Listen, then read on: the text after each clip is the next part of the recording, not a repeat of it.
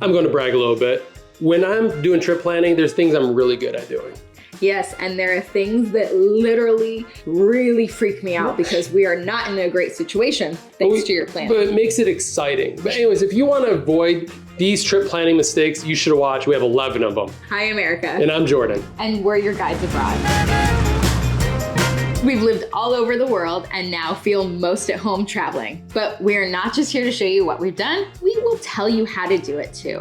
Okay, so before we get into this, I just have one thing. We are all friends here, right? We're friends here who like to share. So if you have a London trip planning mistake that you have made, please drop it down in the comments below so all of your other friends can learn from it. And we're also going to have a video on mistakes people make when they are in London itself. So click subscribe to get that one, or click the link in the description below to find that video. All right, so let's dive into some of those mistakes that we no longer make. Never, especially this first one, is buying your plane tickets too late, right? Especially if you're planning a big European adventure this summer, book those plane tickets early. Yeah. Like what, 6 to 9 months in advance? I mean, just book them. Just book them as soon as possible. Yeah. They're only going to go up. Yeah. They expect a lot of busy European summers going forward. So they give good deals during the winter time, even in the spring. We try and book before Thanksgiving. Well, there you go. That's really our goal, is to book for the summer before Thanksgiving, especially if you are using award points to travel. I will say we use award points for all of our flights to Europe. And yeah, we take a number of What happens if you don't book early enough? Well, they just run out of reward seats. There you go. He doesn't know this because he doesn't book those, but I booked those lay flat business class seats we got last year, buddy. I'm a little late this year. And look at a bunch of different airlines. So here's what I'm gonna say. You can look at the regulars that you're probably used to flying, United, Delta, American, but then there's Virgin Atlantic, I feel like is such a gem. Yeah. I really like them. There's also Aer Lingus, there's Iberia. There are so many different airlines that you might not think about, and just check them all. I'm very guilty of this one to the last minute, is not having phone data when you land. Yeah. And like, I'm not one of those guys who's attached to his cell phone constantly, but I gotta admit, when you need maps, you need to figure out how to get away from the airport. You just need to have access on your phone. You gotta do that before you take off. Yeah. It makes it so much more convenient when you're there. I always be, oh, I can just find Wi-Fi. When you need Wi-Fi, you can never find it. Yeah. It doesn't work. So here's some tips to get that phone data ahead of time. Probably the easiest one, something that my parents like to do, is it can be the most expensive. It's not bad. Yeah. Is you work with your current phone plan. So if you have Verizon, you call them up and be like, hey, I'm going overseas. You can either pay daily, which is about $10 a day, depends, and prices change.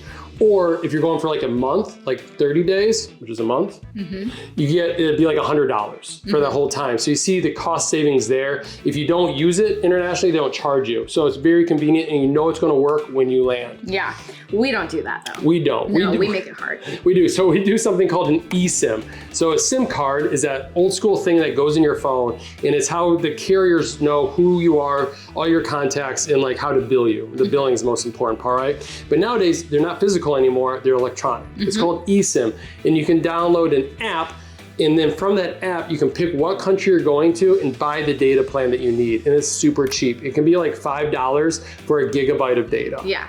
So it works really well. We'll put links down to all this down below. We use Aurelo for our eSIMs. I don't know. I don't know how to say it. Airolo? We'll Airolo? Yeah.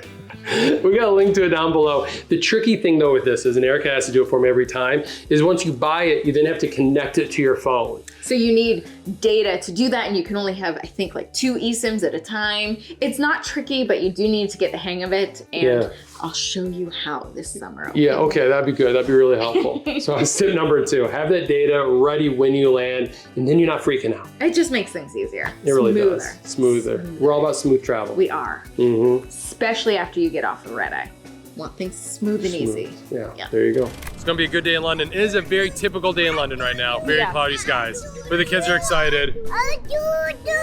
All right, mistake number 3 is, let's say you are going in the summer. The mistake is not packing warm clothes with you. Definitely check out our packing list. We lived in England for 6 years. we did not learn that summers can still be chilly. I don't know. On our latest trip back to London, you could find us in H&M desperately trying to find warm clothes for our kids. Yeah. We're just talking like a nice rain jacket, something warm, because even in May, June, July, whatever, like it gets in the high 70s, it can. 80s even. But the mornings start usually in the 50s. And that's in Fahrenheit. And thank you. And then, especially if it's cloudy, if it's windy, it feels even colder than that. It's very like humid there. So you still get that bone chilling cold, even if it's in the 50s. So pack warm clothes. Yeah. It could just be, like I said, a nice light jacket, a nice sweater, something like that, a jumper, whatever you're comfortable with. Check out our packing list for more details on things to pack for that wonderful adventure in London. So you're warm and comfortable. So number 4, we are pros at this. We are. Is the mistake is not knowing how to get away from the airport once you land in London. Yeah. It's so many options, and you don't realize how far away from central London you are, assuming you land at Heathrow. Or Gatwick, because you are also far in Gatwick, yeah. Yeah, there you go, both ways. So we're gonna go over the main modes of transport out of Heathrow. Yes. Because that's the most international flight ones. A lot of them relate to Gatwick too. There's a Gatwick Express train, for example. Is, yeah. All right, number 1, they're gonna bombard you with this when you land, is the Heathrow Express. Yes. Wow, you will see signs everywhere and you will think that that is your only option. Honestly, I used to really not understand the Heathrow Express and I would tell everybody not to take it. Why is that, honey? Because it takes you to Paddington, which is not that convenient. It's very expensive for what it is. And I just didn't feel like it was worth it. I loved riding the tube, but I've got to say, I've gotten older, maybe a little wiser, and we have kids. And so now I love the Heathrow Express because it leaves every 15 minutes, so it's like pretty frequent. Yep. It's usually not too crowded, but this is the key. There is space for your luggage because every time I am on a tube with my luggage, I just feel a little bit bad. I mean, I know I shouldn't. Once you get to central London, the trains get very full. They can. So that's why she feels bad, just because there's people are tripping over bags, there's nowhere to stay. Yeah. So Heathrow Express is set up for that. Look for the guys with the purple jackets on, or women, they're everywhere. And you do end up at Paddington Station. So from there, you most likely have to grab a tube or an Uber or taxi to get to your final destination. Yeah, but it is a good option. Now I've seen the light. It's a good option. I get it. We're going to go over some other options right now also. So you have the Heathrow Express, as we talked about. You have the Elizabeth line, Underground, coaches, Uber, taxi, rental car, and car hire. So these are all your fingertips. You have the Elizabeth line, it's pretty new. They're building it when we were there. We're all excited for it to open. It also goes to Paddington, but it also stops at a few underground stations. Yeah. So it makes it a little more convenient, and it's also an express train. So if you're staying like in East London, if you're going to Shoreditch, this is a great one to take There you because go. it will take you all the way across. It costs £12 and 80 pence. So it's cheaper, significantly cheaper than the Heathrow Express. It's about a 45-minute journey and leaves about every 30 minutes.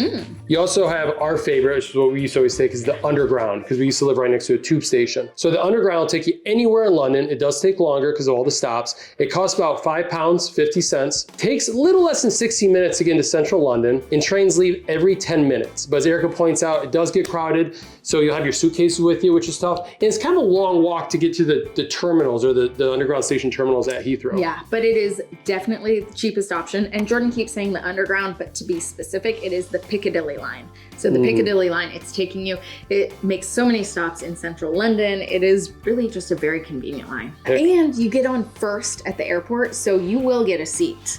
And your luggage can be with you. So just kind of huddle in the corner. What's your favorite Underground train? The Circle. Is it? Yeah. Really? I like the Circle. I thought it was the District. Circle. Oh no, I love the District too. I thought so. The District's great. Oh no, the District is the best. No, yeah, not the Circle. I love the District. District, great train. Piccadilly's my favorite for all like the sights along it.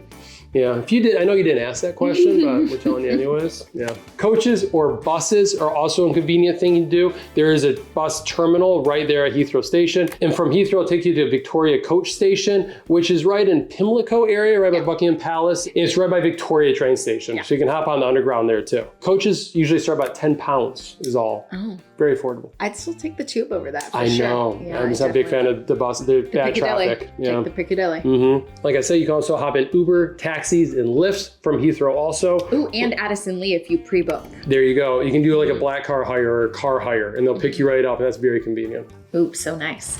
Once you get into London, we have you covered. We have a perfect one-day itinerary to show you all the best sites right in central London. click the link down below to learn more and to download it. This is great. This is what we always gave all of our friends to get them going, get them out of the house, and just have a great time in London. Check that out. All right, on to number 5. Number 5, forgetting to make reservations. I'm talking a lot of different types of reservations. I found British people really love reservations now. Even pubs will want reservations for dining, which I always feel like, oh, it's laid back, you get in there, but they get busy now, so you gotta make reservations. So like I said, if you have a favorite pub, book a reservation for it, a resi. Also too, for museums, if you don't want to wait in long queues at the museum, especially during summer, you can, for free, just make you can book a time slot to go on it too. Other ones too, Shakespeare's, the Globe Theater, I feel like they never have enough shows, and some of the shows are only 10 pounds, so you want to book those early. Also the West End, if you have a favorite show in the West End you want to hit up, Book of Mormon or the Lion King. Some of these have been around forever. But you still, if you want the right time, book that too. ABBA's really popular. Our friends loved ABBA. They're literally flying to London for their ABBA show. Book it early. There you go. So reservations. They love reservations. Or bookings, as they call them. Bookings. Thank you. Yes, you're welcome. If you are wondering what to pack for London, I just want to let you know it's May 31st. 6 is planning to have sunny weather when you're visiting London during the summer. Because you're gonna jinx yourself. You really are. Yeah. I mean, just at least plan for almost all overcast days. All right, so they call it the Great British Summer. It's kind of like a joke. It can be really good. It can be really, really bad. But it can be phenomenal too. Like really, really, it can be so good. I gotta admit, with climate change, call it what you will, their summers have been getting better. They've been getting warmer and sunnier. But anyways, you wanna plan for rainy days and cloudy days. So maybe have some activities planned. They're good for the rainy days, like visiting museums. Also just dressing appropriately for that weather.